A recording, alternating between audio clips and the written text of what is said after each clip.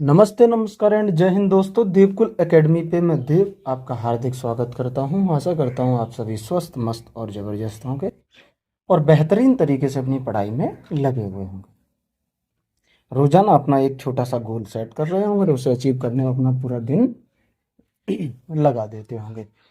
तो इसी के साथ आगे चलते हुए आज हम करेंगे आपका 30 जुलाई का करंट अफेयर का रिवीजन। बहुत बेहतरीन तरीके से आपको यहाँ रिवीजन कराया जाता है। अगर आप चैनल पे नए हैं तो प्लीज़ चैनल को सब्सक्राइब करें, बेल आइकन को प्रेस करें ताकि आगे आने वाली वीडियो का अपडेट आपको सबसे पहले मिल सके। इसी के साथ शुरुआत करते हैं हम आज की क्लास की। आज हम 30 जुलाई का रिवीजन करेंगे।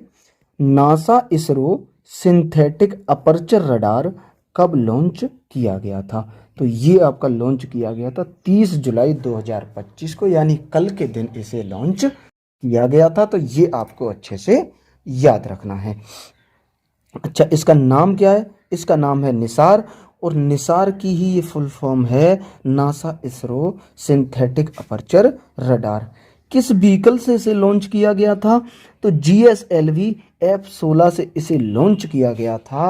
और अगर आपसे पूछ ले कि कहाँ से लॉन्च किया गया, श्री हरिकोटा सतीश धवन अंतरिक्ष केंद्र से इसे लॉन्च किया गया। क्लियर? इसमें दोहरी आवृत्ति रडार लगे हुए हैं, ये आपको याद रखना है, जिसमें एक आपका एल बैंड और एक एस बैंड लगा है। वहीं आपको याद रखना है जो एल बैंड है वो नासा का है और एस बैंड है वो इसरो का है। तो ये स्टेटमेंट फॉर्म में क्वेश्चन बन सकता है, तो आपको ये याद रखना है। ये आपके लिए 100% महत्वपूर्ण है कि इसमें दो बैंड लगे हैं, एक एल बैंड एक एस बैंड। एल बैंड आपका नासा का है और एस बैंड आपका इसरो का है। आगे बात करें, यह पृथ्वी अवलोकन उपग्रह है, ये भी याद रखना कि यह एक पृथ्वी अवलोकन उपग्रह है। IIM अहमदाबाद का पहला अंतर्राष्ट्रीय परिसर कहाँ खुला है? तो IIM अहमदाबाद ने अपना पहला अंतर्राष्ट्रीय परिसर दुबई में शुरुआत की है इसकी। अगले की बात करें, प्रलय मिसाइल को कब लॉन्च किया गया? तो इसे आपका 28 जुलाई को लॉन्च किया गया। किसने लॉन्च किया है? तो DRDO ने लॉन्च किया है। और कहाँ से लॉन्च किया है? तो डॉक्टर APJ अब्दुल कलाम द्वीप जो है उड़ीसा में, वहाँ से DRDO अपनी लॉन्चिंग करता है, तो वहीं से ये लॉन्च किया है। आगे आपको याद रखना है कि इसकी क्षमता कितनी है। तो ये 500 से 1000 किलोग्राम का वजन ले जा सकती है, ये इसकी क्षमता है। और इसकी रेंज जो है वो 150 से 500 किलोमीटर तक ये अटैक कर सकती है। और ये सतह से हवा में वार करने वाली मिसाइल है। जैसे ये यहाँ से अगर उड़ के जाएगी ऐसी, ठीक है, ये जा रही है, तो ये ऐसे करके यहाँ टारगेट को हिट करने वाली है। तो ये सतह पर वार करने वाली मिसाइल है, ये भी आपको याद रखना है। आगे इसमें बात करें टाइगर ट्रायम्फ अभ्यास की, तो ये तुम्हारा इंडिया और USA के बीच में आयोजित होता है। और सरहुल उत्सव का आयोजन आपका झारखंड में किया जाता है। क्लियर? अगले पे चलें, विश्व बाघ संरक्षण दिवस कब मनाया जाता है? तो ये आपका 29 जुलाई को हर वर्ष विश्व बाघ संरक्षण दिवस मनाया जाता है।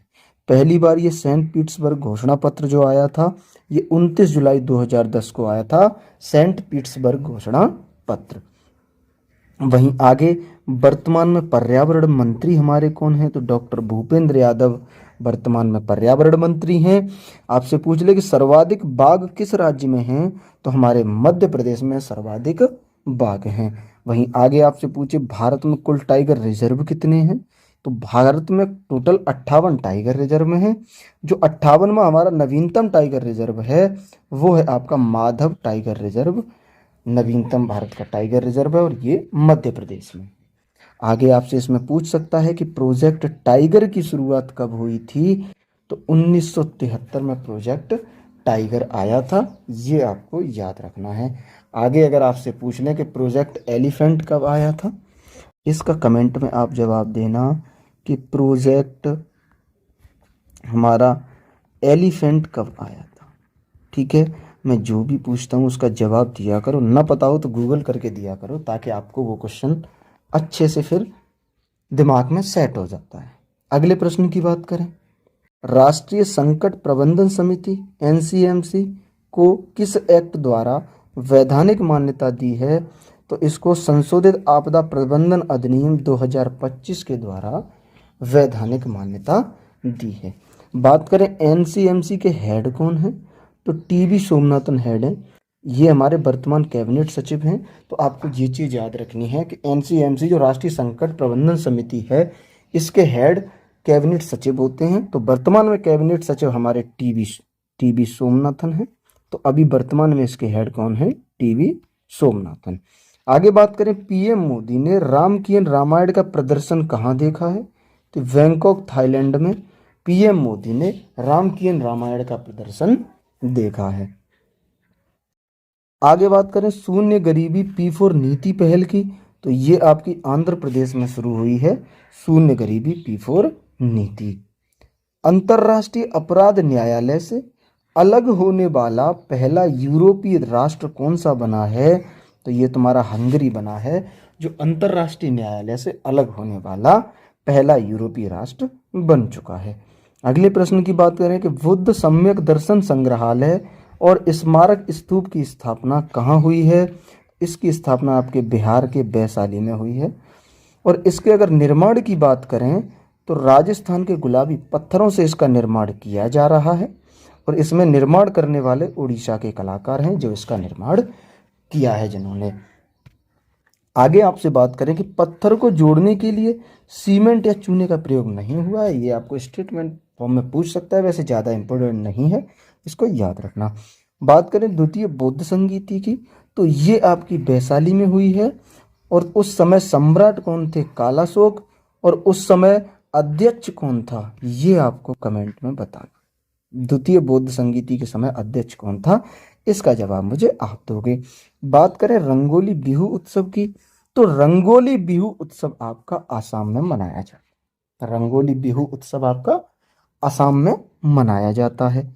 अगले प्रश्न की बात करें, हॉकी इंडिया की 15वीं राष्ट्रीय कांग्रेस कहाँ हुई है? तो ये आपकी महाबलीपुरम तमिलनाडु में हॉकी इंडिया की 15वीं राष्ट्रीय कांग्रेस हुई है। बात करें 14वें क्रम की कहाँ हुई थी? तो आप याद रखना ये आपकी लखनऊ में हुई थी। वहीं वर्तमान में हॉकी इंडिया के हेड पूछ ले, दिलीप टर्की वर्तमान में हॉकी इंडिया के हेड हैं। और विश्व हॉकी संघ के हेड कौन है? विश्व हॉकी संघ के हेड कौन है? ये आप कमेंट करके बताना। विश्व हॉकी संघ के हेड कौन है और कहाँ के हैं, इसके बारे में आप डिटेल में बताना।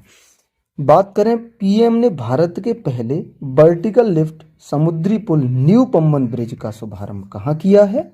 तो ये आपका तमिलनाडु। प्रधानमंत्री मोदी ने तमिलनाडु में वर्टिकल लिफ्ट समुद्री पुल न्यू पम्बन ब्रिज का शुभारंभ किया है।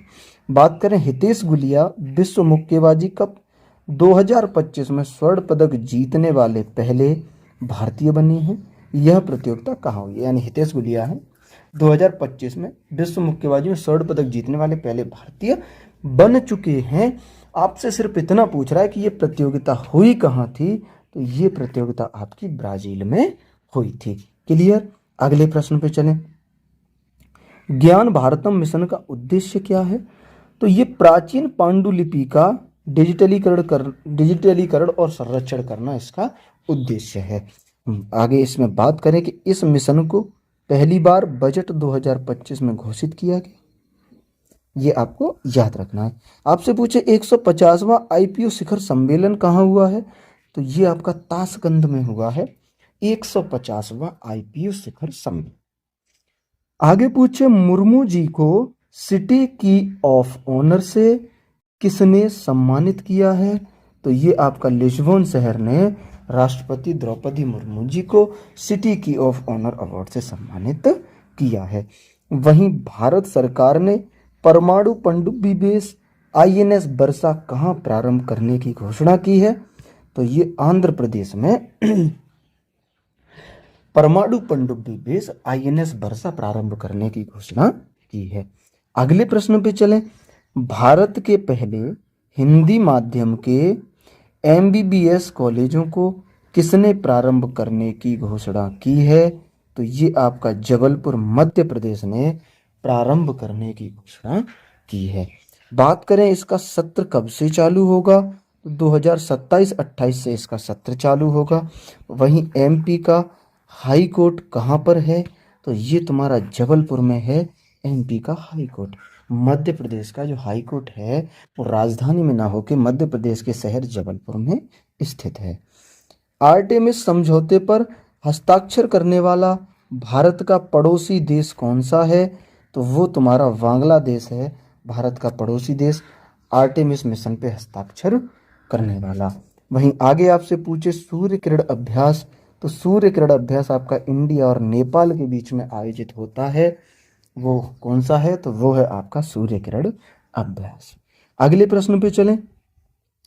अटल मोहल्ला क्लिनिक का नाम बदलकर mother Teresa advance health clinic किसने किया है, तो ये झारखंड सरकार ने अटल मोहल्ला क्लिनिक का नाम बदल के mother Teresa advance health clinic नाम कर दिया है। बात करें झारखंड के वर्तमान में सीएम कौन है, तो आपके हेमंत सोरेन वर्तमान में झारखंड के सीएम हैं। वहीं 10,000 वर्षों से मृत हिमयुग के डायर वुल्फ को कहाँ पुनर्जीवित किया गया है, तो ये आपका यूएसए में से पुनर्जीवित किया गया है, जो 10,000 वर्षों से मृत हिमयुग के डायर वुल्फ को।